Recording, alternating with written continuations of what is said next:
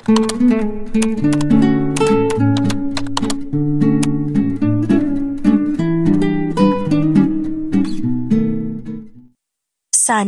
magustuhan ni Gavin tong lasagna na ginawa ko para sa kanya. Nakita ko naman kasi na minsan niyang pinapanood ang pagkain ko sa social media nang dumaan to sa feed niya. Ani si Rin sa sarili. Kasalukuyang tinatanggal ni Sirin ang glass baking dish na naglalaman ng lasagna na sangkatutak ang laman at nag-uumapaw ang cheese sa oven habang nakasuot ng kitchen gloves. Pinag-aralan niya lutuin yon para sorpresahin ang asawa niya. Maaga pa nga siyang gumising. Siya pa mismo ang namili ng ingredients na inilagay niya doon. Ang bango. Amoy pa lang masarap na. Kaya tiyak ako magugustuhan to ng mahal kong asawa. Sambit ni Sirin matapos niyang singhotin ang amoy nito. Ang sarap naman po niyan, Ma'am Sirin. Sigurado po ako na kapag natikman niya ni Sir Gavin, mas lalo po kayong mamahalin ni Sir. Nakangiting papuri ni Manang Andeng, ang kasambahay nila. Sana nga po magustuhan niya to, Manang. Pinaghirapan ko po ito eh. Magugustuhan niya po yan. Tiyak ko po yan, Ma'am. Ngumiti si Manang Andeng. Tumitig siya sa nilutong lasagna bago muling nagsalita. Alam niyo po, Ma'am Sirin, sobrang swerte ni Sir Gavin sa inyo. May kasambahay naman po kayo. Nandito ako. Ako dapat ang gumagawa ng ganyang bagay. Nagluluto naman po ako pero pinipili niyo pa rin ipagluto si Sir. Mahal na mahal ko kasi si Gavin, Manang. Sa ganitong bagay ko nalang may papadama yung pagmamahal ko sa kanya. Sa pagluluto para sa kanya. Kahit na hindi naman ako ganon kagaling at kasarap na magluto. Ngumisi si Sirin. Tinawanan niya ang kanyang sinabi. Masarap naman po ang luto niyo, Ma'am. May kasama po kasing pagmamahal kapag kayo ang nagluluto eh. Napangiti siya. May ningning sa mga mata niya habang nakatingin sa kanilang kasambahay. Ikaw talaga, Manang. Bolera ka talaga. Anong oras na ba? Tumingin siya sa wall clock. Oh, 7:30 na pala. Malapit na umuwi si Gavin.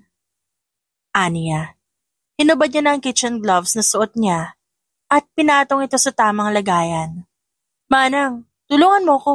Maghain na tayo para pagdating niya kakain na lang. Sige po, Ma'am. Walang pagdadalawang isip na kumilos si Manang Andeng.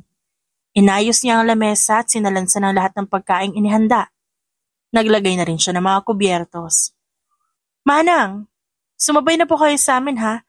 Takpan niyo po muna yan dyan. Hihintayin ko na lang si Gavin sa salas.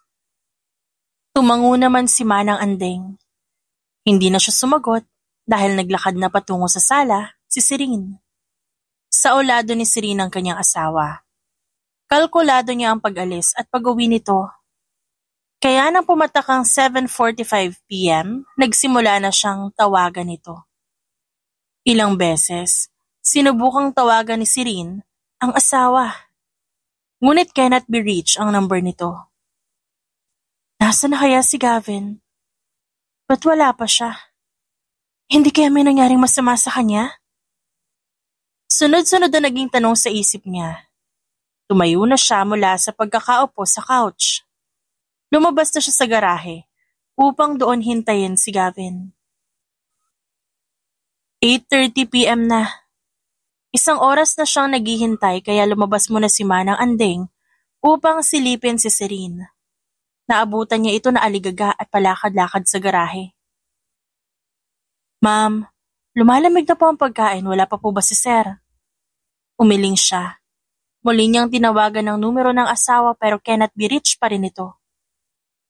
Kanina ko pa siya tinatawagan eh, pero hanggang ngayon di ko pa rin siya makontak. Manang, ano na kaya nangyari sa kanya? Nasaan na kaya siya? Nanginginig na ang mga kamay ni Sirin sa labis sa pag-aalala. Pero pinakalma siya ni Manang Andeng. Nilapitan siya nito at binigyan ng mauupuan. Ma'am, kumalma po kayo. Baka hindi pa po tapos ng trabaho ni Sir o di naman kayo may dinaanan lang hanggang ngayon kaya wala pa.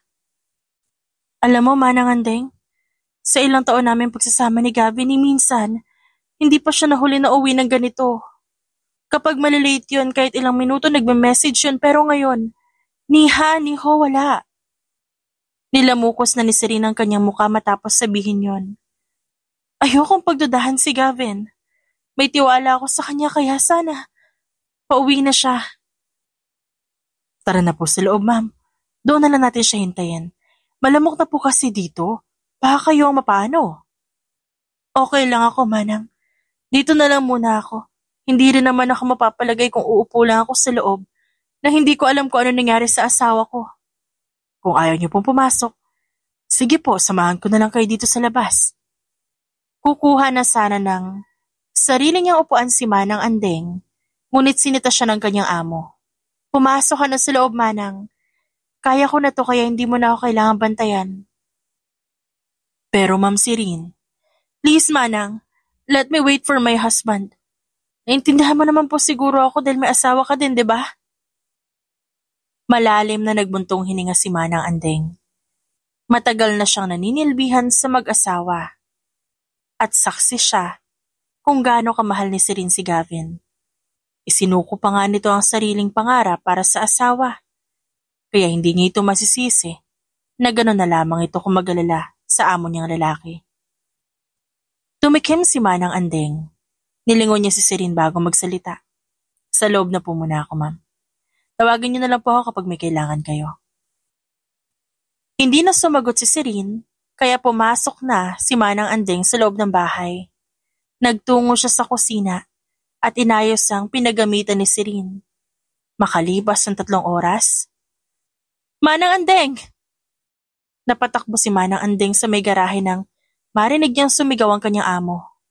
Habang papalapit siya, naririnig niya ang tunog ng sasakyan ni Gavin, kaya alam niya nakauwi na ito. Ma'am! Pagtawag ni Manang Andeng paglabas niya sa main door. Ano po nangyari? Pakitulungan mo nga ako ilabas ang mga gamit ng Sir Gavin mo sa kwarto, pati na rin ang susi ng sasakyan niya. Pakisara mo na rin ang gate. Aakayin ko lang to paakyat. Lasing na lasing eh. Sige po ma'am, ako na pong bahala. San ka ba kasi nanggaling, Gavin? Ba't ngayon ka lang umuwi? San ka nakapag-inuman? Sino ang kasama mo? Sunod-sunod na tanong ni Serene sa asawa.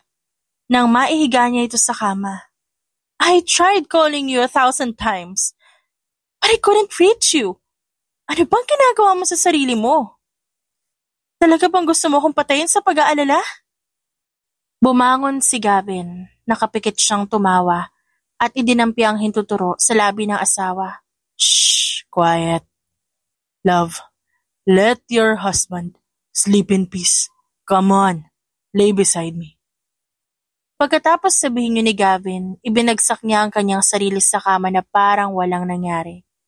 Nakatulog na rin ito pagkatapos sabihin yon. Malalim na nagbuntong hininga si Serene bago lumabas ng kwarto. Pinunasan niya ng basang bimpo ang asawa at pinalitan pa ito ng damit. Paglabas niya, dumiretso siya sa kusina at kumuha ng tubig. Doon, naabutan niya si Manang Andeng na isa-isa nang nililikom ang mga pagkain na inihanda nila kanina. Ma'am, niligpit ko na po. Mukhang hindi na po makakain si Sir. Nagugutom ako. Kain na muna tayo, Manang. Muling kumuha ng pinggan si Manang Andeng. Inayos niya ang hapag habang naghihintay si Serene. Ilapit mo na lang dito ang mga pagkain, Manang. Ako na magsasandok sa sarili ko. Agad namang sumunod si Andeng. Nang matapos maglagay sa kanyang plato si Serene, sumunod siya. Sumandok siya ng kanya bago maupo sa harap ng kanyang amo.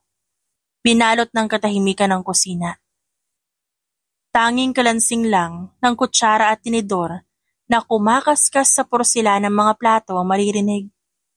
Ma'am Serene, ayos lang po kayo? Tanong ni Manang Andeng. Nang mapansin na nagtutubig ang mga mata ng kanyang amo. Tumango si Serene. Pinunasan niya ang nagbabadyang luha na anumang oras ay papatak mo na mula sa malungkot niyang mata. Ayos lang po ako. Malamig na sagot ni Serene. Ma'am, huwag na po kayo malungkot. Baka hindi lang po kayo nagkaintindihan ni Sir Gavin. Baka may lakad po siya kasama ang business partners niya. Tapos wala pong battery ang phone niya. Hindi rin naman po niya alam na may sorpresa kayo. Ay, ganito pala kahirap ma-disappoint. Feeling ko may nakatarak na kutsilyo sa dibdib ko. Ang sakit. Ikaw po ba, Manang Andeng, naranasan mo po ba to? Minsan ba naramdaman mong parang nabaliwala yung effort na ginawa mo? Tumango si Manang Andeng. Kapag ikaw ang ilaw ng tahanan, normal lang ang pakiramdam na ganyan. Lalo na kapag may anak ka na. Sa ngayon, sobrang sakit niyan, pero kapag nasanay ka na, baliwala na lang yan sa'yo. How I wish na sana paggising niya bumawi siya sa akin. Si Sir Gavin po ba? Anak ko, sure akong isusurpresa ka nun pagkagising niya, kaya kumain ka na dyan, ma'am. Tikman na rin to niluto mo lasagna at mukhang masarap pa naman. Pahingi ako nito Ngumiti lang si Sirin saka nagpatuloy sa pagkain.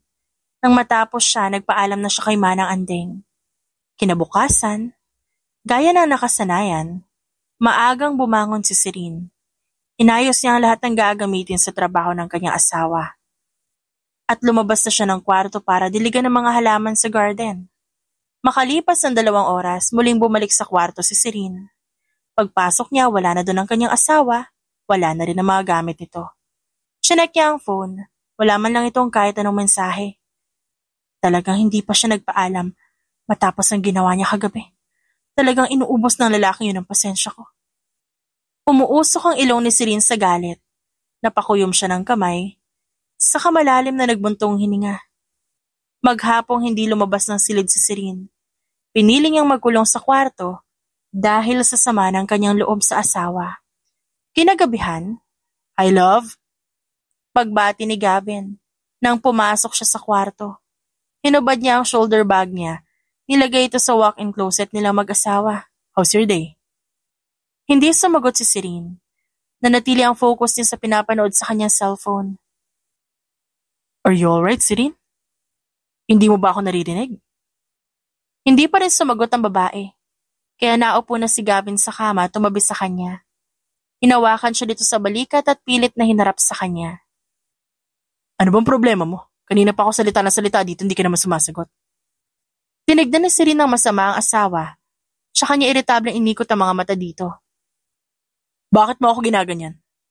Wala naman akong ginagawa sa iyo Nagbuntong hininga ang babae. Nang pwersahan siyang iniharap ni Gavin, wala na siyang nagawa kundi ang kausapin to. "Bakit hindi mo tanungin ang sarili mo? Wala ka ba talagang ginawa o sinadya mo lang na hindi talaga maalala yung nangyari kagabi? Kasi lasing na lasing ka." Yung kagabi ba? Lobat kasi yung phone ko, kaya hindi na ako nakapag-message sa'yo. Nahiya naman ako makimessage sa mga kasama ko. Baka sabihin nila ang dami-dami kong pera, hindi ako makabili ng charger. Biro ang patutsada ni Gavin, pero hindi man lang nagbago ang ekspresyon ng mukha ni Sirin. Galit pa rin ito at nakasimangot. "Bakit ba nakabusangot ka pa rin? Alin ba sa sinabi ko hindi mo maintindihan?" Mataas na ang boses ni Gavin. Habang sinasabi ang mga katagang yon kaya umalma na si Sirin. Lumayo siya ng bahagya sa lalaki. Tumikim siya bago magsalita. "Ikaw na nga may kasalanan, ikaw pagalit?" Kasi, ano ba ang pinuputok ng butsi mo? Alam mo bang pinagluto kita kagabi? Maaga ako nagpahain kay Manang Andeng dahil sanay ako laging pasado 8:00 ako umuwi. Di sana maaga mong sinabi ng sa ganon. Hindi na ako sumama sa mga business partners ko. Hinahirap sa'yo Hilig mo mga sorpresa. Pag na-unsya mo yung plano mo, sa akin may babaling ang frustrations mo. Ano malay kung nagluto ka? Kung sinabi mo sana umuwi ako na maaga, ganun lang yon. Ay nako, hindi ka naman dating ganyan, Gavin Dati naman kapag alam mo mali ka, gumagawa ka ng paraan para mawala ang sama na loob ko, pero ngayon, nagiba ka na. Parang hindi na ikaw yung Gavin na nakilala ko. Hay nako, Sirin. Inis nang kinamot ni Gavin ang ulo. Hinawakan niya ng mariin na magkabilang braso ng asawa bago magpatuloy. Ano ba? Napakarami mong sinasabi. Ang arte-arte mo. Kung ayaw mo makipag-ayos, edi wag. Masyado ako maraming ginagawa buong araw. Pagod na pagod ako. Bukas na tayo mag-usap kapag di na mainit yung ulo natin pareho. Tumayo na si Gavin. Binuksan niya ang pintuan. Nang palabas na siya, doon na sumigaw si Serene. Saan ka pupunta? Sa guest room muna ako. Saka na ako tatabi sa'yo pag malamig na yung ulo mo. Padabog na sinarado ni Gavin ang pintuan ng kwarto nila. Halos umusok na naman ang ilong ni Serene sa ginawa ng asawa. Lumipas ang araw, hindi pa rin humupa ang sama ng loob ni Serene sa lalaki. Hindi niya maintindihan kung ba't gayon lamang ang pag-iwas ito na makapag-ayos sa kanya. Mas pinipili pa nga nito na matulog sa guest room. Makalipas ang 1 linggo. Ma'am, hindi naman po sa nakikialam ako. Ito pong sasabihin ko ay base lang sa aking obserbasyon pero napapansin ko na hindi na dito nag-aapo na si Sir Gavin. Mas maaga na din po siyang umalis. Hindi pa po ba kayo nagkakaayos? Umiling si Serene bilang tugon. 1 linggo na ang nakalipas parang ito na po yata ang pinakamatagal na tampuhan yung mag-asawa. Alam mo Manang Andeng? Madali lang naman akong kausap, diba? 1 suyo niya lang. Tumitiklop na ako. Hinihintay ko lang naman siya mag-first move pero wala Para ako pa yung kailangan magpakumbaba sa kanya. Parang kasalanan ko para nabaliwala yung effort ko. Kaso hindi ko daw sinabi. Valid reason ba yon? Hindi ba siya pwedeng i-surprise? Hindi naman masama yung ginawa ko Pero pinaparamdam niya sa akin na parang mortal sin yung magdamdam ako. Tumikim si Manang Andeng. Tinitigan niya ang amo bago magsalita. Ma'am, hindi naman sa sinisiraan ko si Sir Gavin. Alam ko po na siya nagpapasahod sa akin. Pero hindi po para kampihan ko siya. Nasa gitna lang ako. Pero parang kinukutuban po ako sa mga actions niya lately. Ibang-iba na sa dating Gavin nung una ako nagtrabaho dito. Actually, yan din ang nararamdaman ko. 1 buwan ko nang napapansin na hindi na siya madalas mag-message sa akin habang nasa trabaho siya. Gusto ko mag-assume na busy siya. Pero may kilala naman ako sa loob ng kumpanya niya. Hindi naman daw ganun ka-toxic. Tsaka ano ba naman yung maglaan siya na ilang minuto para sa akin, di ba? Nagagawa niya naman yun noon pero ngayon, parang kailangan ko nang hingiin bago niya ibigay. Sana, mali ang maisip natin tungkol kay Sir Gavin, Ma'am Serene. Tiyak na magagalit yun kapag nalaman niyang pinagdududahan niyo siya. Hindi ko alam kung kakayanin ko kapag may nalaman ako. Manang Andeng, you know, I've been faithful to him my whole damn life. I even sacrificed my own passion and career just to be with him. Hindi ba't ayaw pa nga sa akin ng mga magulang niya pero nilaban ko siya. Baka ikamatay ko kapag nalaman kong niloloko niya ako. Di pagdasal na lang natin na sana mali ang iniisip natin. Sana magising na si Sir Gavin. Sana ay ayusin niya ang relasyon niyo. Mahirap naman mag-asawa kayo pero parang may malaking pader sa pagitan ninyo. Lumipas sa mga araw, nagpatuloy ang cold treatment ni Gavin kay Serene. Madalas niya itong uwian ng pasalubong ngunit ramdam ni Serene na parang may mali. Pakiramdam niya may ginagawang hindi maganda ang asawa kaya wala na siyang choice. Lakas loob siyang nag-imbestiga. Ginusto niyang alamin kung bakit nga ba ganoon ang trato sa kanya ng asawa. Ngunit isang gabi, naganap ang hindi inaasahang pangyayaring gugunaw sa mundo ni Serene. Kasalukuyang naliligo si Gavin. Nung gabing yon, naka-charge ang cellphone nito sa kwarto at pagpasok ni Serene, nakita niyang tumunog ang cellphone ng kanyang asawa. Napaisip siya. Pasado 10:00 na noon ang gabi. Sino magte-text ng ganon ka-late? Kundi naman importante kaya dali-daling sumilip si Serene sa screen. Nanlaki ang mata niya sa nabasa. Thanks for earlier. Ikinuyom niya ang kanyang kamao. Uminit ang ulo niya dahil sa heart emoji na nasa dulo ng mensahe na nagmula sa sekretarya ng kanyang asawa na si Celine Miranda. Lalong umusok ang ilong ni Serene dahil sa sunod na mensaheng nabasa niya. See you tomorrow, my handsome boss. Dahil sa gigil ni Serene, halos gusto niyang basagin ang cellphone nito. Buti na lamang nakapagtimpi siya. Makalipas ang ilang sandali, Lumabas ng banyo si Gavin. Naabutan niyang hawak ni Serene ang phone niya kaya kinuha niya agad to. What are you doing? Tanong niya sa mabilis tinanggal ang notification ng message ng sekretarya niya. Why are you holding my phone? As far as I know, I am still your wife. We're still married, Gavin. Kailan pa ako hindi naging allowed na hawakan yung phone mo? Ipinag-cross ni Serene ang kanyang braso. At parang takot na takot kang hawakan ko yan. May tinatago ka ba sa akin? Tinatago? Ngumisi si Gavin. Pero halata naman plastic ang nakaguhit ng ngiti sa labi nito. Ano namang itatago ko sa'yo, Serene? You're just overreacting. Ako pa ngayon ang OA? Samantalang ikaw tong biglang hinablot niyang lintik na cellphone na yan nung nakita mong hawak ko na. Tapatin mo nga ako. Yang sili na yan, sekretarya mo yan, di ba? O ano naman sa'yo? Just tell me the fucking truth, Gavin. Are you having an affair with your secretary? Are you cheating on me? What the heck? Are you out of your mind, Serene? How dare you accuse me of such things? Mukha ba ako manloloko? I don't know. Malamig na sagot ng babae. Napabuntong hininga siya at nilunokang namumuong laway sa lalamunan. Stop accusing me. Wala akong ginagawa. Ikaw lang tong masyadong overthinker. Alam mo, tigil-tigilan mo yung kapapanood mo ng mga palabas sa social media. Kaya balik ko ka na mag-isip. Dahil inihahalin tulad mo yung sarili mo sa mga pinapanood mo. Come on, Serene. We've been married for almost 7 years. Kung gusto mo tumagal pa tayo, tigil-tigilan mo yung pag-iisip sa akin ng kung ano-ano. Hindi na sumagot pa si Serene. Alam naman niyang kahit ano pang sabihin niya, makikipagtalo lang sa kanya si Gavin. Kaya minabuti niyang hindi na lang umimik at hinayaan na lamang itong magsalita ng magsalita hanggang sa mapagod ito at inis na lisanin ang kanilang silid. Nang lumabas na ng kwarto si Gavin, napatulo na lamang ang luha ng babae. Naupo siya sa malambot nilang kama at doon pilit pinakalma ang kanyang sarili. Muling hindi nag-imikan ng dalawa pagkatapos ng pagtatalo nilang yon. Ngunit kinabukasan, naisip ni Serene na hindi naman pwedeng maghintay na lang siya sa bahay na gumawa ng susunod na hakbang ang asawa. Nais niya itong hulihin sa akto kaya naman umalis siya at sinundan niya ito.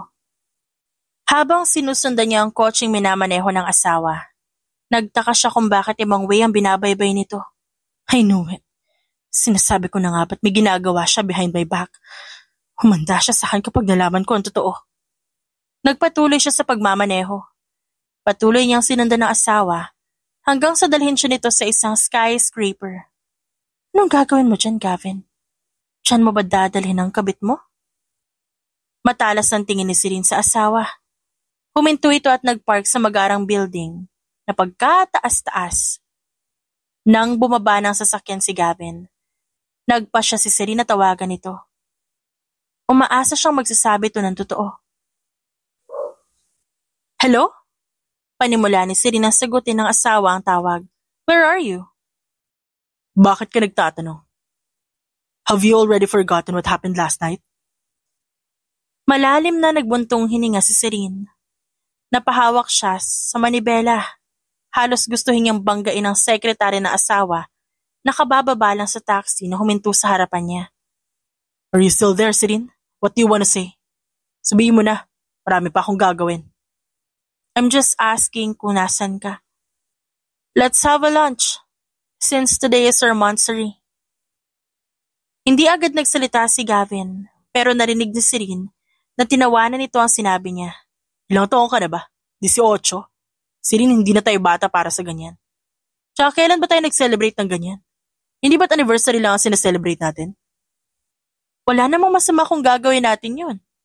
Tsaka isa pa, matagal na rin nung huli tayong kumain sa labas. Hindi man tayo okay, ikaw pa rin ang gusto kong kasabay kumain. Dami mo namang sinasabi, Serene. Di ako pwede ngayon. I'm attending a private event. Wala rin ako sa opisina, kaya sa susunod na lang tayo kumain. Tsaka hindi ko pa rin nakakalimutin yung mga baseless accusations mo. Alam ko na nagdududa ka pa rin, kaya if I were you, titigilan ko na yan kung gusto mo magkaayos tayo. Pagkatapos sabihin ni Gavin yon sa kanyang asawa, pinatay na nito ang tawag. Nakatitig naman sa kanya si Serene at kitang-kita nito ang malaking ngiti niya habang kausap ang sekretarya. Sige lang, Gavin. Show me your true colors. Patunayan mo sa akin na mali akong isinuko ko lahat para sa'yo. Patunayan mo niloloko mo ko. Sumubok ka. Idedemanda talaga kitang hayop ka. Nang makita ang papasok na ang asawa sa loob ng malaking building, lumabas na siya ng sasakyan. Nilock niya ito bago lumapit sa kinaroroonan ng asawa. Excuse me. Pagtawag ng gwardya kay Serene, nang tangkain itong pumasok sa loob. Sino po kayo at ano pong gagawin niyo sa loob? Exclusive po kasi ang lugar na to. Bawal po walang access card. Napalunok si Serene. Napamura siya sa kanyang isip. Dahil wala naman siya nun. Tumikim si Serene at tinitigan ng gwardya bago makaisip ng solusyon. I am Serene Alvarez Almonte. I'm Gavin Almonte's wife. Invited siya sa loob at pinapunta niya ako dito. Kapapasok lang niya. He's with his secretary. Tinignan ng gwardya si Serene mula ulo hanggang paa. Ma'am, niloloko mo po ba ako? Hindi naman pang private event ang suot mo para ka magja-jogging. Nasa loob naman kasi yung susuotin ko. Dala ng sekretarya niya. Dahil nag-i-insist si Celine na siya magbibihis sa akin. Bakit? Ano ba masama sa suot ko? Alam mo ba kung magkano to? Sahod mo na to ng 1 buwan. Grabe ka naman po, ma'am. ID na lang po. Agad na dinukot ni Celine ang ID niya na nasa kanyang belt bag. Buti na lang hindi niya ito nakalimutang dalhin kahit pa nagmamadali siya kanina. Here, Manong Guard. Take a look. Usal ni Serene habang inaabot ang ID niya sa gwardya. Matapos tong tignan, binalik din ito agad kay Serene. Sige po, makakapasok na po kayo, pasensya na po. Hindi na umimik pa si Serene. Pumasok na siya at nagpalingalingas sa paligid. Hinahanap niya ang asawa ngunit ni anino nito. Hindi niya nakita. Excuse me, where is Mr. Almonte? I am his wife and I wanted to talk to him.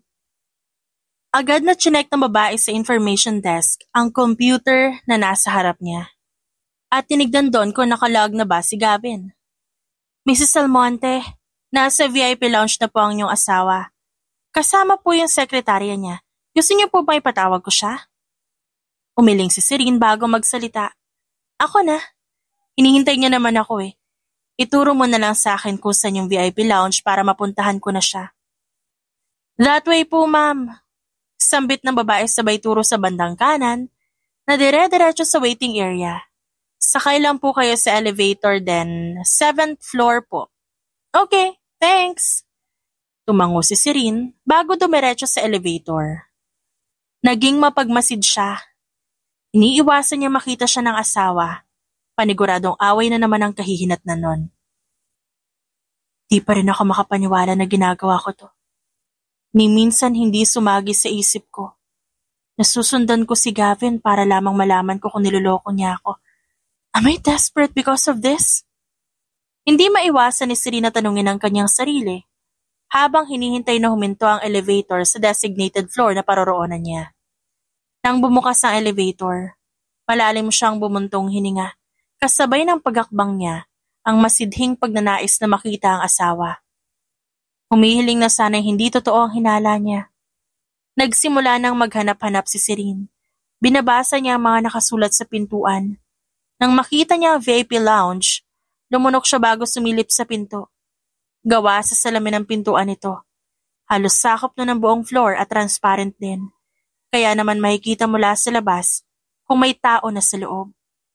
Pikit matang lumapit siya sa may pintuan. Pagtingin niya, bilang sa daliri ang nasa loob at wala doon ang kanyang asawa at ang sekretarya nito. Nasaan ka ba, Gavin? Anong ginagawa mo sa mga oras na to? Nanginginig na ang kamay niya na naglilibot siya sa lugar nang mapatingin siya sa bandang likuran ng VIP lounge kung saan naroon ang CR. Hindi niya alam kung bakit siya kinakabahan. Napahawak si Serene sa dibdib niya. Binaybay niya ang mahigit 1 dipang lawak na hagdan. Patungo sa banyo nang biglang ang matinding kaba niya'y napalitan ng panlulumo at panliliit sa sarili.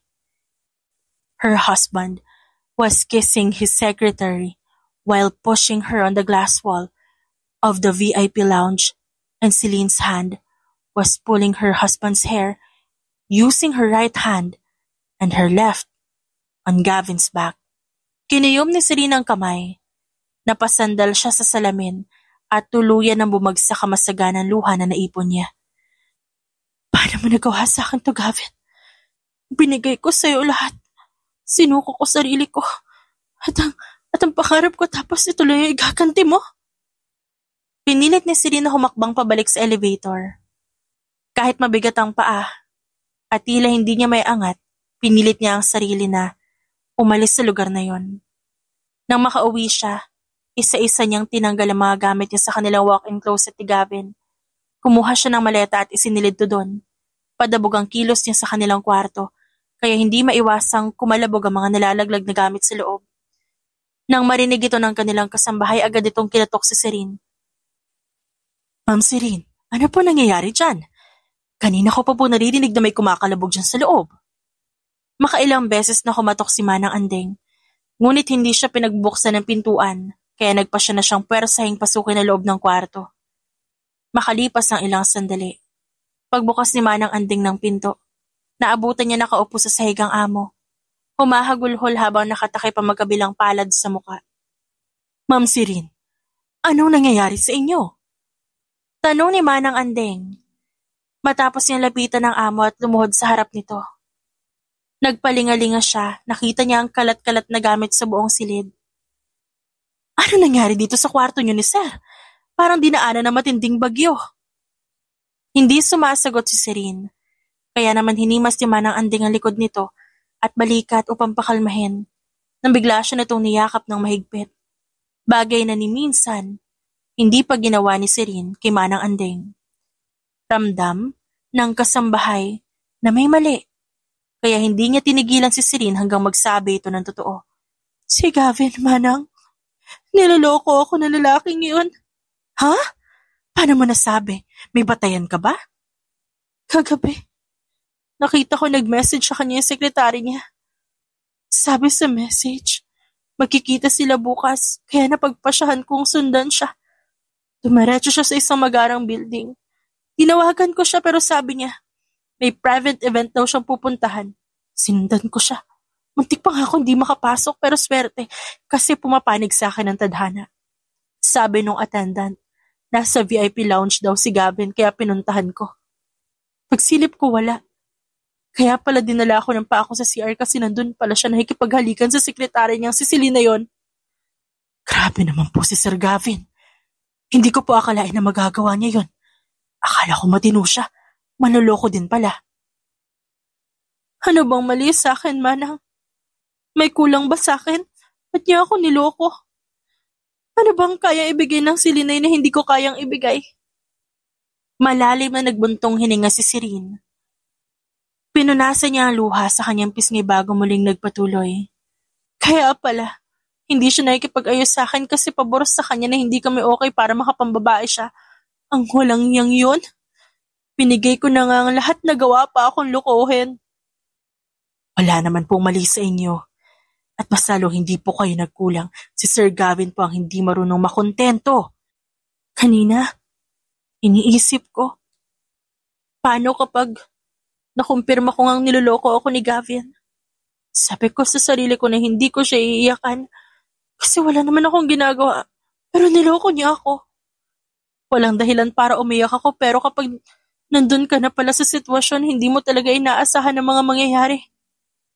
Hindi mo pala mapipigilan ang sarili mo na masaktan at umiyak.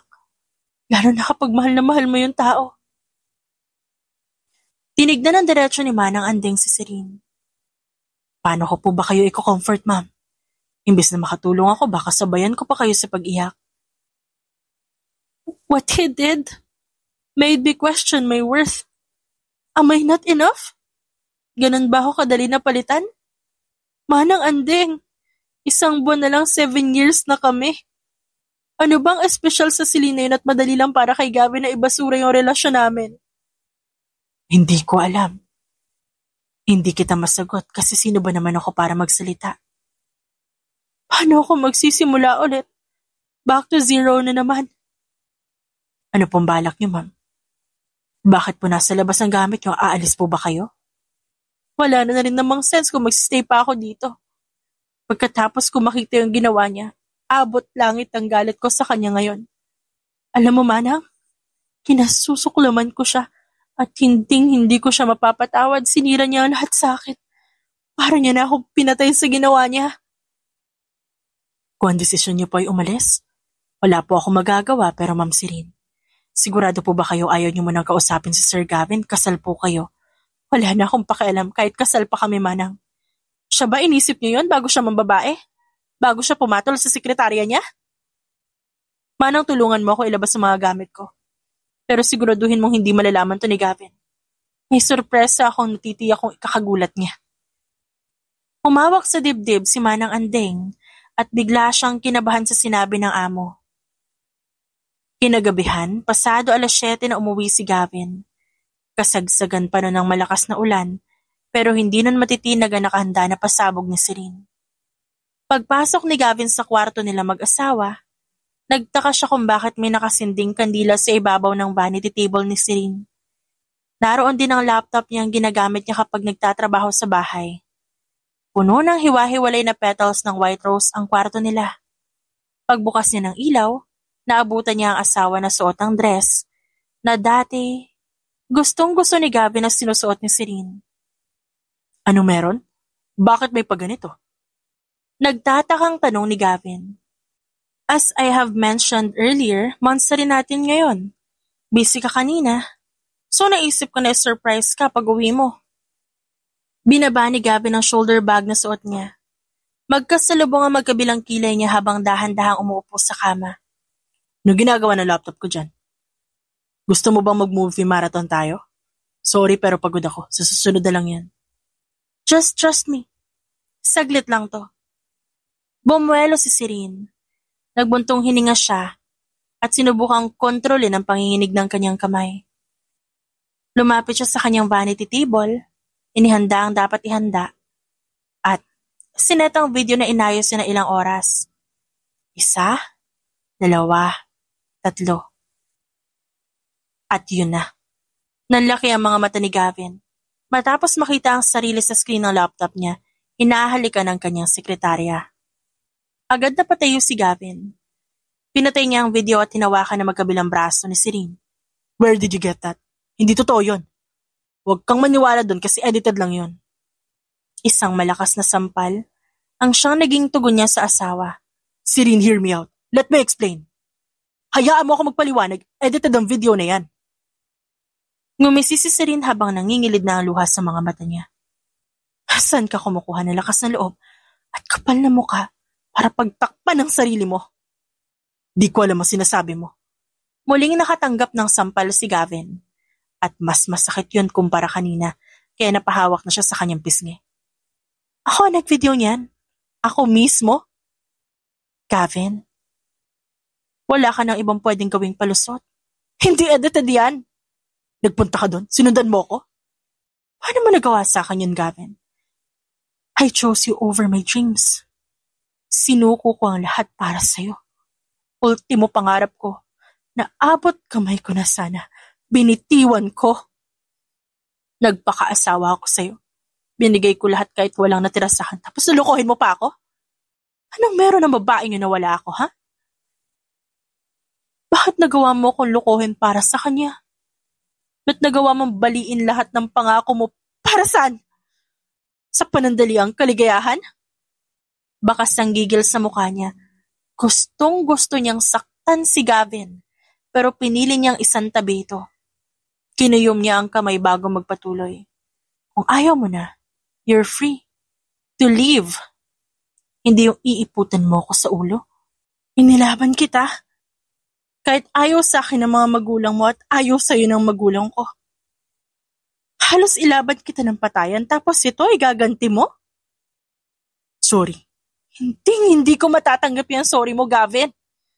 Sinira mo ako. And you expect me to forgive you as if nothing happened? Kapal na mukha mo. Alam ko namang hindi mo ako mapapatawad, pero hayaan mo akong bumawi. Aayusin ko to. Lumunok si Sirin. Hindi na tumaayos, Gavin. Nagpaangkin ka na sa iba. Sapat na dahilan yun para sumuko ako. So ganun na lang yun. Sirin, we're married. Alam mong hindi ka basta-basta makakataka sa akin. I don't care. I am leaving, and there's nothing you can do about it. Nagtuloy-tuloy sa paglabas ng kwarto si Serene.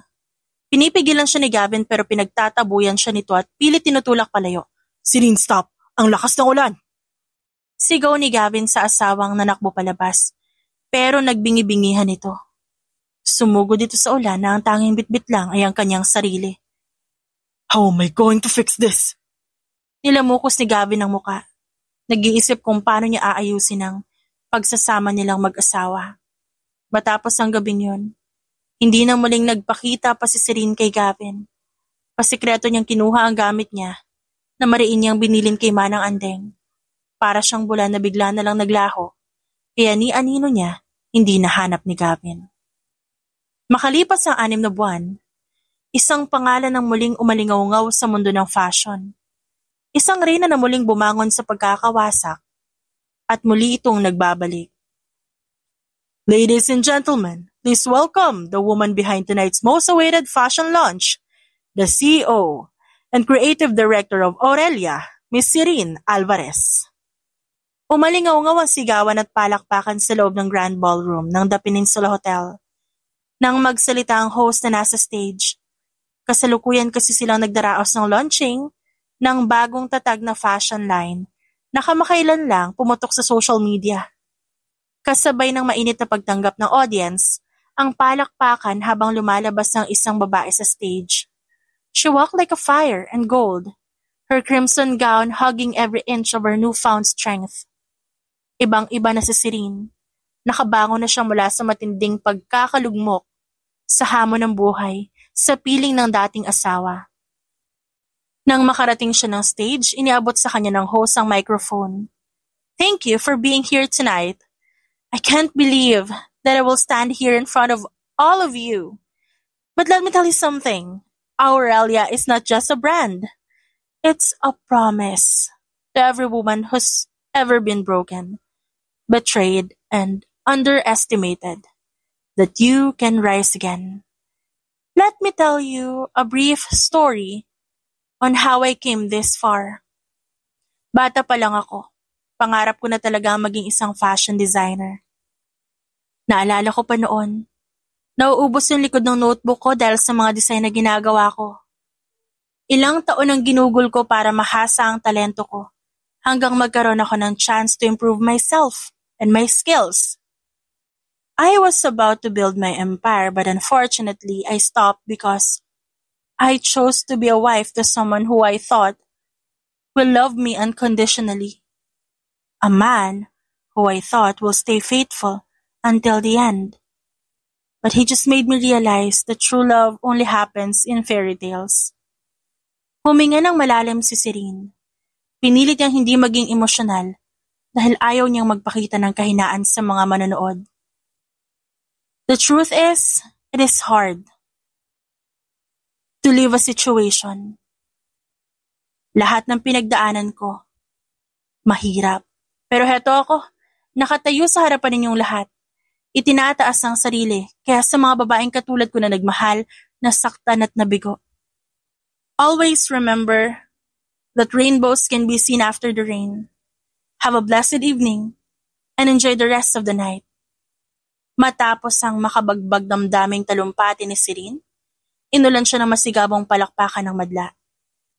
Habang bumababa siya ng stage, kaliwat kanang press ng lumalapit sa kanya. Kabi-kabilang flash ng camera ang walang humpay na naaaninag niya. Thank you! Thank you so much! Thank you! Gwardyado siya ng ilang bodyguards. 4 na lalaking naglalakihan ng katawan ang nagbabantay sa kanya ng mga oras na yon. Miss Alvarez, naghihintay na po sa inyo si Sir Kio sa VIP lounge. Sambit ng isa sa mga bodyguards ni Serene. He's here. Akala ko hindi siya makakarating dahil may importante siyang meeting. Kinansel po yata para sa inyo. Oh, I see. Call him. Sabihin mo papunta na tayo. Tapos nakamo ako mag-speech. Tumango ang nasabing gwardya kay Serene. Nagpatuloy naman sila sa paglalakad hanggang sa tuluyan na sila makarating sa VIP lounge ng The Peninsula Hotel. Hi, my dear Serene. Pagbati ni Kio, bumeso siya dito bago muling magpatuloy. You were incredible up there. May hawak siyang 2 champagne glass, ang isa ay binigay kay Serene. Alam mo, Kiyo, di pa rin ako makapaniwala sa mga nangyayari ngayon. Hanggang ngayon nga, lakas pa rin ang tibok ng puso ko sa sobrang saya. Salamat ha. Hindi dahil sa'yo baka wala ako ngayon dito. Hindi ka sumuko ng panahong sukong-suko na ako. Thank you for being my strength during those times. Don't give me the credit of your success, Serene. Ikaw to. You built this from scratch. You just needed someone to remind you who the hell you are. Nagtama ang mga mata nila. Kaya nauwi ito sa ngitian nila sa isa't isa. Thank you for believing in me when no one else did. Humakbang papalapit si Serene kay Kiyo. Tumikim siya bago magsalita. I never stopped believing in you, Serene. And I will never stop believing in you because I can see your full potential. Puti hindi ako sumuko. Sabi ko naman kasi sa'yo kaya mo eh. Ikaw lang tumuntik nang hindi maniwala sa sarili mo. Kaya nga salamat kasi hindi mo ako sinukuan. Ikaw ang naging inspiration ko para bumangon ulit. Ngumiti ng abot tenga si Serene. Tinignan niya si Kiyo mula ulo hanggang paa. Teka, ano ba ang design ng black coat na yan? Bagay ba? Nakangiting tumango si Serene. Bagay na bagay. Habang lumalalim ang kwentuhan ni Serene at Kiyo, nakarinig sila ng sigawan mula sa VIP lounge. What's that? Hindi sumagot si Serene pero tinaas niya magkabilang balikat. Lalabas ako, titignan ko lang. Agad lumabas ng VIP lounge si Kiyo. Pagkalabas niya, isang pamilyar na mukha ang nagpupumilit na makalampas at gustong makapasok kung saan naroon si Serene. Hey, you look familiar. What are you doing here? I'm Gavin Almonte, CEO of Zenith Innovations. I am Serene Alvarez's husband. Oh, so you are Serene's unfaithful husband. Finally, nakaharap na rin kita sa personal. Nasaan si Serene? Gusto ko siya makausap. Ngumisi si Kiyo. Lumapit siya at tumayo sa harap ni Gavin. Bigyan mo ako ng magandang dahilan para payagan kita makausap siya. 6 months ko na siyang hinahanap. Ngayon bumalik na siya, maayos ko na ang relasyon namin. Kaya paraanin niyo ako. Gusto kong kausapin ang asawa ko. Pinilit makipagitgitan ni Gavin sa mga taong nakaharang sa entrance ng VIP lounge. Pero bago pa siya tuluyang makalapit, lumabas na si Serene mula sa loob. Tumayo sa tabi ni Kiyo. Anong ginagawa mo dito? Serene, pwede ba tayo mag-usap? Please, tagal ko na kasing hinintay ito eh. Tagal kong hinintay na makita ka ulit para makapagpaliwanag sa'yo. Serene, stay beside me. I don't want you to get hurt. Tumango si Serene sa bulong sa kanya ni Kiyo. Tumikim siya bago tumugon sa sinabi ni Gavin. Wala naman tayong dapat pag-usapan, Gavin. Kung ano meron sa atin, tapos na yun. Huwag kang mag-alala. I will file an annulment para makalaya ka na sa relationship natin. Or kung meron pa tayo nun. Nang sa gayon, makapag-asawa ka na ng iba. Ikaw lang ang gusto ko maging asawa, so please, bigyan mo pa ako na isa pang pagkakataon. Babawi ako. Si Celine, tinanggal ko na siya, wala na kaming connection sa isa't isa. Pinutol ko na. Hanggang ngayon, niloloko mo pa rin ako, Gavin. Alam ko ang totoo. Do you think, with the connection I have right now, hindi ko afford na paimbestigahan ka? Alam ko niloloko ka rin ni Celine. Gaya ng ginawa mo sa akin, iniputan ka rin niya sa ulo gaya ng ginawa mo. Wala ka pa rin pinagbago, no? Sinungaling ka pa rin. Natatawang saad ni Serene. Kinuyom ni Gavin ang kamay. Gusto niya nang magalit pero pinili niyang pigilan ang sarili. Makinig ka sa akin, Serene. Alam ko na wala kang tiwala sa akin pero bigyan mo pa ako ng isa pang pagkakataon. Sorry, Gavin. Pero hindi kasi ako naniniwala sa second chance. Alam mo kung anong pinaniniwalaan ko? Once a cheater, always a cheater. Kaya sa magiging bagong girlfriend mo, doon ka nalang bumawi. Bye! Inikot ni Serene ang mga mata niya kay Gavin bago ito tuluyang bumalik sa loob ng VIP lounge. Hinawakan pa nga nito ang braso ni Kiyo bilang pangaasar sa dati nitong asawa. 6 months. 6 fucking months without you. And now you're here glowing like you never shed a tear on me? Damn it, Serene. You think you can just erase me? Not a chance. Sambit ni Gavin habang nakatitig sa refleksyon ng dating asawa sa loob ng VIP lounge at may kasamang ibang lalaki. Gaya ng sinabi ni Gavin kay Serene, he started to win her back, sending flowers, letters, gifts, and everything. Makalipas ng isang buwan, kasalukuyang nakaupo si Gavin sa couch habang nakaharap sa TV. Nanonood siya ng news nang biglang lumabas ang mukha niya sa screen. Zenith Innovation CEO Gavin Altamonte has gone public with an emotional apology for his estranged wife, Serene Alvarez, following rumors of her successful comeback as a fashion icon. Umigting ang panga ni Gavin. Kinuyom niya ang kamay at pinatay ang telebisyon bago kunin ang cellphone. Agad niyang binuksan ang kanyang private account at nag-scroll sa social media. Kagat-labi niyang tinignan ang kanyang feed at puno ito ng kanyang pangalan at tad-tad din ang larawan ni Serene. 6 na buwan na nakalipas, pero sagad sa buto pa rin ang galit mo sa akin, Serene. Paano kita makukuha ulit? Padabog na binagsak ni Gavin ang cellphone niya sa lamesa. Kumuha siya ng fountain pen at nagsimulang magsulat sa makapal na stationery. Ever since Serene returns, he keep on sending her a lavish bouquet, handwritten letters, even an announcement in the business section pledging he'd do anything to make it right. Pumwesto si Gavin sa harap ng laptop niya. May nais siyang gawin ngunit nahinto siya nang biglang lumabas ang breaking news alert sa screen. Dahilan para tumigil siya. In a surprising turn, Zenith Innovation CEO Gavin Altamonte made a public apology today, admitting to past mistakes and asking for forgiveness. Sources say the apology trended globally within hours. Padabog niyang sinarado ang laptop. Tinawagan niya ang kanyang sekretarya at inutusan itong kausapin ng tech team upang alisin ang pangalan niya sa social media. Samantala, kasalukuyang nakaupo si Serene sa table niya sa opisina ng Aurelia Headquarters. Kasalukuyang nagre-review ng designs nang lumapit sa kanya si Lian, ang kanyang sekretarya. Humahangos pa ito habang hawak ang kanyang working tablet. Miss Serene, look, trending po kayo ulit. Kayo po at ang inyong dating asawa. Let me guess, another desperate stunt? He posted an apology and guess what? It's a public apology. Sobrang haba and people are eating it up. Let me see. Serene takes the tablet. Her perfectly manicured finger scrolls through the heartfelt apology post. To the woman I failed to protect, I'm sorry. Not a day goes by that I don't regret it. If forgiveness is impossible, then let me love you from afar. I'll wait for you, my dear Serene Alvarez. Matapos basahin ang naturang post ng dating asawa, humagalpak siya ng tawa. Wow, he really thinks words can fix everything. Pinaba niya ang tablet. Her expression is unreadable. Kalmado, pero makikita sa kanyang mga mata ang apoy doon. Makalipas ng ilang sandali bumukas ang pinto ng opisina. Sabay nilang nilingon niya ng kanyang sekretarya. Pumasok si Kiyo. Suot ang hindi mapapantayang confidence habang suot ang crisp navy blue suit. Na si Serene mismo ang nagdisenyo. Have you seen the internet, Serene?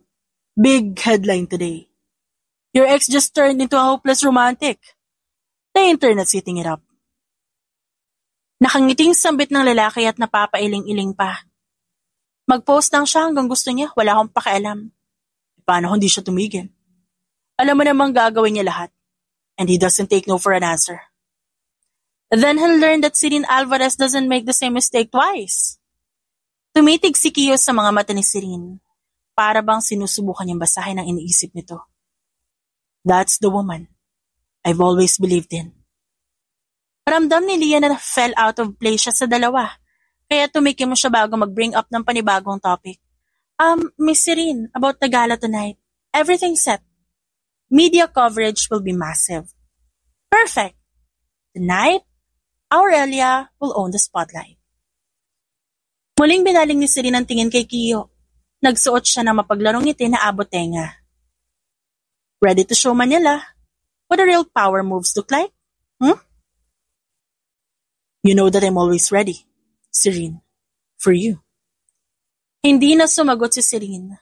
Umiti lang siya bago magsimulang inumin ng kape na dinala ni Kiyo para sa kanya. Kinagabihan, nakakasilaw ang liwanag na nagmumula sa The Peninsula Hotel. Sunod-sunod na nagsisipagdatingan ng mga luxury cars na pagmamay-ari ng iba't ibang naglalakihang pangalan. Ang nakakabulag na flash ng kamera ng mga paparazzi ang sumalubong sa mga taong pumapasok sa hotel entrance at naglalakad sa nakalatag na red carpet. Makalipas ang ilang sandali, hindi magkamayaw ang sigawan ng mga taong naghihintay sa pagdating na nag-iisang The Phoenix of Fashion. Ayun na sila. Kiyo de Luna. And, wait. Is that Celine Alvarez? Sigaw ng isang lalaking paparazzi na nasa bungad ng entrance ng The Peninsula Hotel. My God! Look at her gown! She's glowing! Serene steps out of a sleek black limousine, wearing a shimmering gold off-shoulder gown, every movement exuding confidence. Kiyo follows, dressed in a black tuxedo, his hand immediately offering support as they walk towards the red carpet. Nang huminto sina Kiyo at Serene, sa pinakaunahan ng red carpet, inilapit niya ang labis sa bandang tenga ng babae at binulungan to. Handa ka na ba? Are you ready for the storm? All eyes are on you tonight. Let them watch. This is my night. Kapwa umanggulo sina Kiyo at Serene habang patuloy ang pag-click ng kamera sa kanila. Nagsimula na ang gala night. The ballroom is filled with Manila's elite. Champagne, glasses clink, elegant music plays, and Kiyo and Serene enter the VIP lounge. Everyone turns, murmuring. She looks incredible. Parang wala siyang pinagdaanan. Sambit ng isang guest na nakatitig kay Serene nang dumaan ito sa harap niya. Kiyo de Luna, the president of the Luna Capital Holdings, was with her, right? Hindi ba dating asawa ni Gavin Altamonte? I bet there's something between them. Usisa naman ang isa pa. Piniling magstay muna ng konti sa VIP lounge ng dalawa. Nakaupo si Serene sa couch habang nagsascroll sa kanyang social media. Look, hanggang ngayon trending na trending pa rin ako sa social media. Hindi pa pagod ang mga tao na patunugin ang pangalan ko. Sambit ni Serene habang nakangiti ng abot tenga. Kaya siguro nais ni Gavin na makapagayo sa'yo. Gusto niyang pahingayan ang empire niya. Well, good luck sa kanya. Konting panahon na lang naman at mag-grant na ang annulment namin. Pirma na lang naman niya ang hinihintay at tapos na kami. Wala na akong paproblemahin. Umayos siya ng upo bago muling magsalita. Marami akong upcoming fashion show na naka-line up. Sasamahan mo ba ako? Hindi ko kasi kayang pumunta doon nang wala ka. Kung gusto mo samahan kita, then it's fine with me. Ayusin ko schedules ko para tumugma sa mga fashion events mo. Nang sa gayon masamahan kita. Would that be okay to you? Nakangiting tumango si Serene kay Kiyo. Nagugutom ako, kain muna tayo sa labas. Ayaw mo ba magpakuha ng pagkain sa mga tauhan natin? Masyadong crowded sa labas. Tsaka baka nasa labas ang ex-husband mo. For sure, guguluhin ka na naman nun. Hindi ko ipagkakait sa mga tao. Kung nais nila ako makahalubilo. Isa pa ang gala na ito, hindi lang naman para sa akin, kundi para sa mga elites din. Tungkol naman kay Gavin, iiwas na lang ako para hindi masira gabi ko. If that's what you want, then it's fine with me. Dumiretso sila sa buffet area. At as usual, pinagsisilbihan pa rin ni Kiyo si Serene. Kulang na nga lang subuan niya ito. Nagyayaan ang maupo sa VIP seat si Kiyo. Hawak-hawak niya ang pagkain niya habang nakaalalay pa rin kay Serene. Thank you. Sambit ni Serene nang ipaghila siya ng upuan nito. Pasubo na sana ng pagkain si Serene nang biglang lapitan siya ni Gavin. May hawak itong bouquet na halos sakupin na ang kalahating lamesa. Pwede bang lumayo-layo ka muna? VIP seat to, hindi ka bilong dito. Masungit na sambit ni Kiyo. Anong paki mo? Di naman ikaw pinunta ko dito. You know what? Being her ex-husband doesn't mean you have a privilege to invade her personal space. Can't you see what she's doing? Pay some respect and leave her alone. Hindi ka judge para diktahan ako sa dapat kong gawin. Bakit? Sino ka ba sa buhay ni Serene? Bakit ba binabakuran mo siya? Kayo ba? Girlfriend mo ba ito asawa ko? Napatayo sa upuan si Kiyo dahil sa tinura ni Gavin. Nabastusan kasi siya sa sinabi nito. Bakit di ka makasagot? Speechless ka ngayon? Yan ang hirap sa'yo eh. Acting protective boyfriend, wala naman kayo label. Gavin, that's enough. Umalis ka na. Bago pa kita ipaban sa buong hotel. No, Serene. Let me speak. Huwag mo kong pigilan na ipamukha sa lalaking yan kung hanggang saan lang siya. Sabihin mo kasi sa lalaking yan, kung ano siya sa buhay mo, nang hindi umaasang gwardya na nakabantay sa'yo. Dahil sa walang prenong bibig ni Gavin, malakas na sampal na binigay sa kanya ni Serene. Natigil siya sa pagsasalita dahil sa pagkabigla. Isa pang salita na hindi maganda para kay Kiyo. Hindi lang yan ang gagawin ko sa'yo. Huminga ng malalim ang babae, tinuro ang exit ng hotel bago muling magpatuloy. Bukas ang pinto. Umalis ka na kung ayaw mong ipakaladkad kita sa mga security. Padabog na naglakad palayo si Gavin. Tinuro-duro pa nito si Kiyo bago tuluyang maglaho sa paningin nila. Ayos ka lang? No, I should be the one asking you that. Are you okay? Huwag mo na lang intindihin yung mga sinabi ng baliw na yun. Gusto lang niya sirain ang mood mo para hindi ka makapag-enjoy. He succeeded. Mahinang sambit ni Kiyo. Hinimas ni Serene ang braso ni Kiyo. After gala night, Serene and Kiyo worked together. He joined her for every show she went to, all over the world, and slowly, Serene started to feel herself again. She felt not just butterflies, but peace, na hindi niya naramdaman sa dating asawa niya. After a few months, Kiyo became exhausted due to tight schedules, sleepless nights, and aligned business meeting schedules. Gusto niya makatulog ng mahimbing, kaya nagpa siya siyang gawing pampatulog ang alak. Nakadalawang bote siya ng whiskey.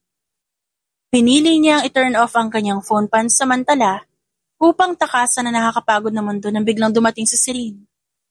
Gabi na, anong ginagawa mo dito? I'm worried about you. Kanina ka pa cannot be reached. Akala ko kung ano nangyayari. Pagod na pagod ako. Gusto ko lang magpahinga.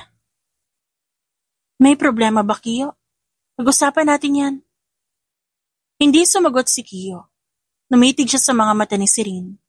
Pababa sa labi nito hanggang sa bigla nito itong hinalikan.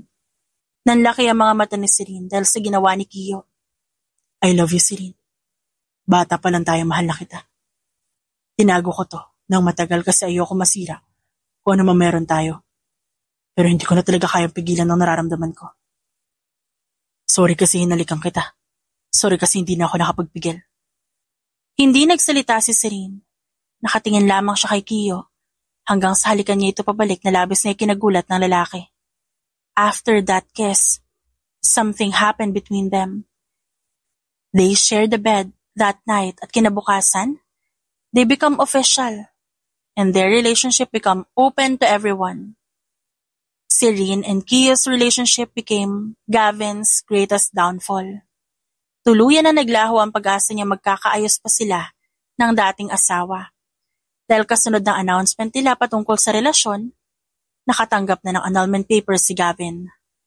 Dahil sa ginawang kapabayaan ni Gavin, nagalit sa kanya ang mga magulang niya. Tinanggalan siya ng karapatan sa kumpanya. Sa isang iglap nawala ang lahat sa lalaki. Hindi niya matanggap ang nangyari kaya nag-gate crash siya sa isa sa mga fashion show ni Serene at nagwala doon. Masaya ka na? Nawala na lahat sa akin. Agad na kumilos ang security team ng nasabing event. Habang nakamasid si Kiyo sa girlfriend, nakaabang naman si Serene sa susunod na sasabihin ng ex-husband niya. I tried everything I can just to get you back. Isang pagkakataon lang naman hinihingi ko pero pinagdamot mo pa sa akin. Ilang beses ako lumuhod sa'yo. Samantalang isang beses na ako nagkamali. Lalaki ako, natukso lang ako pero naging unfair ka sa akin. Pinagkait mo yung pagkakataon na maging maayos ang relasyon natin. 7 taon ang sinayang mo, Serene. Ako ba talaga yung sumayang? O ikaw na nakalimutang may asawa ka na? Like I said, I did everything to you. For you, Gavin. Nagpakaasawa ako sa'yo. Sinuko ko lahat ng pangarap ko para sa'yo. Kasi umasa ako na tutuparin mo yung mga pangakong binitawan mo sa harap ng altar. I did everything. I did it all. Kaya wag mo akong sisihin. If there's one person that you should blame for everything, it's yourself. Sisihin mo yung sarili mo. Lumunok si Gavin. Pinunasan niya ang pumatak na luha sa kanyang pisngi. Masaya ka ba na nangyari sa akin to? Masaya ka ba na nakikita ko nahihirapan? Do you want me to answer that question? Baka hindi ka lang maiyak kapag narinig mo ang magiging sagot ko. Umalis ka na. Bago pa kita ipakaladkad sa security. Matapos lisanin ni Gavin ang fashion show, nahinto ang nasabing event. Ginusto pa ni Kio na kasuhan si Gavin dahil sa panggugulo nito, pero hinarang ni Serene dahil na rin sa awa. At makalipas na ilang buwan, the Eiffel Tower shimmered under the Paris night sky. Its golden lights reflecting in Serene's eyes. It had been a whirlwind of months, success, healing, and love. And tonight, Kio de Luna was about to change her life forever.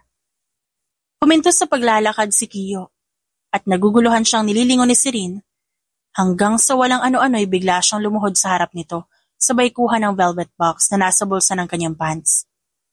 Serene Alvarez, I've loved you for as long as I can remember. I loved you when you were still with him. Even when all I could do was to watch you from afar. But now, if you let me, I want to be the man who makes you happy for the rest of our lives. Will you marry me? Nanggilid ang luha sa mga mata ng babae. Halos magtatatalon din ang kanyang puso sa sobrang lakas ng tibok nito. Yes, Kio, I will marry you. Walang pagdadalawang isip na sinuot ni Kio ang singsing kay Serene. Tsaka siya tumayo at niyakap ito ng mahigpit. Nagpalakpakan ng mga tao sa paligid nang makita ang nakakaantig na romantic kiss nila.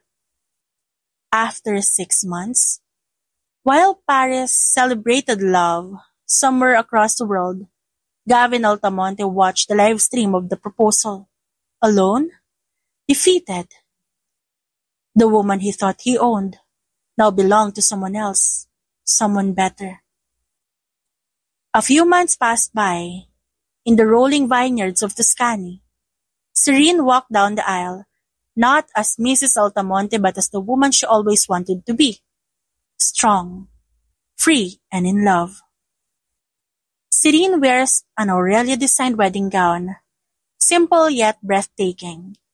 Kio awaits at the altar, and his eyes shining with unspoken promises. The ceremony is filled with heartfelt vows, laughter, and cheers. After the wedding, their honeymoon in Tuscany was nothing short of magic. Days filled with laughter, wine, and warm sunsets. And months later, a new chapter began when Serene found out she was pregnant. Sa wakas, nakuha na ni Serene Alvarez de Luna ang lahat. Ang pag-ibig na deserve niya, ang pangarap niyang pamilya, at ang negosyong nais niya mula pa pagkabata. Her brand Aurelia became a global name, while Kio remained her constant, her anchor, her greatest love. And somewhere, Gavin watched from afar, a man who learned that karma will hunt you till the end. The end.